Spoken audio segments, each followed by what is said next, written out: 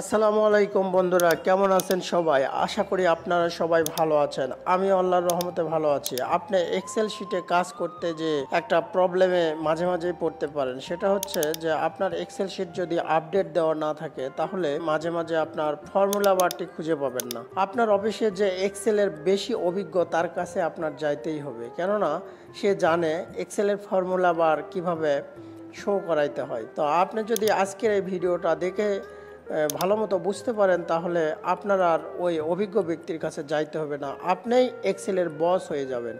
তো ভিডিওটি শেষ পর্যন্ত দেখতে থাকুন, আশা করি অনেক বেশি উপকৃত হবেন। তো বন্ধুরা চলুন দেখি, এরকম ফর্মুলা বার যদি আপনার হারায় যায় তাহলে এটা খুঁজে বের করব কিভাবে। প্রথমে ফাইলে যাব, ফাইলে যে অপশন ক্লিক করব, একটা বক্স আসবে, এই বক্সের মধ্যে অ্যাডভান্স নামে একটি কথা আছে, অ্যাডভান্সে আমরা ক্লিক করব। করার পরে মাউসের কার্সর দিয়ে আমরা নিচের দিকে যাব, যাই ডিসপ্লের যে প্যানেল আছে ডিসপ্লের প্যানেলে শো ফর্মুলা বার ওপেন করব।